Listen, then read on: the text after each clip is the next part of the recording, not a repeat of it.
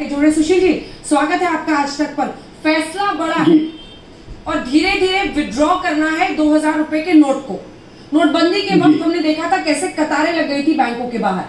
किस तरह से इसको नियंत्रित किया जाएगा और जो बड़ी बातें हैं इस विड्रॉल को लेकर हमारे दर्शकों को क्या बताएंगे? देखिए, मैंने इस मामले को राज्यसभा में श्रेणीकाल में उठाया था पिछले साल। और देखिए, वास्तव में ये 2000 का नोट तो किसी गरीब के पास तो है ही नहीं। ये गुलाबी रंग का नोट तो बड़ी मुश्किल से बाजार में दिखाई पड़ता है। तो जो बड़े बड़े लोग हैं उन लोगों ने होर्डिंग कर रखा है। तो इसलिए देखिए, जो नोटबंदी के समय का माहौल था वो माहौल नहीं है। इसमें सामान्य लोगों के पास तो नोट ही नहीं है और जो बड़े बड़े लोग उन्हीं के पास नोट है। और देखिए, दुनिया के किसी भी अमेरिका, इंग्लैंड कहीं चले जाइए तो 100 रुपए से ज्यादा की करेंसी है ही नहीं। अमेरिका का जो डॉलर है वो अधिकतम उसका मूल्य 100 है, पाउंड 100 है, यूरो 100 है।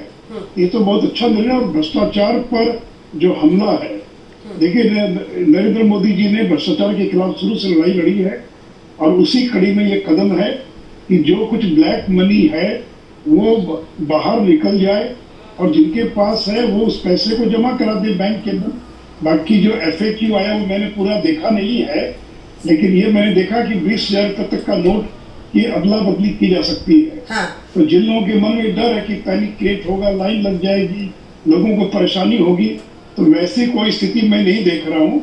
और एक लंबा समय दिया है 23 सितंबर तक का उसको बदलने के लिए। और उससे जो नोट पहले से ही बाजार से गायब थे तो उन्हीं नोटों को फेज आउट करने का सरकार ने तय किया है। 20,000 रुपए तक रोज जमा कर सकते हैं। क्या ये एक ऐसा तरीका भी है? 4 महीने हैं, यानी 4 3 12 लगभग 120 दिन।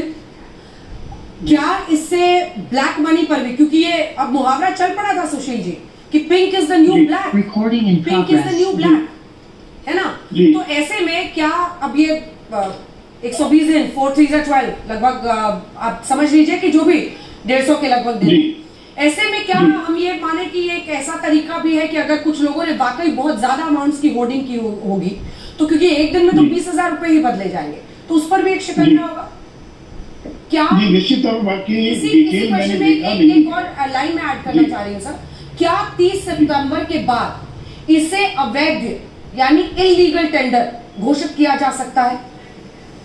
नहीं, देखिए, अभी तो जो RBI का सर्कुलर मैंने देखा वो कहता है कि it will remain a legal tender.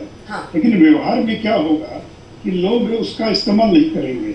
आप अगर किसी दुकान में जाएंगे 2000 का नोट लेकर तो लेने से इनकार कर देगा, कहेगा कि नहीं ठीक है ये लीगल है लेकिन मैं इसको स्वीकार नहीं करूंगा। तो वास्तव में अभी भी ये प्रचलन से बाहर है।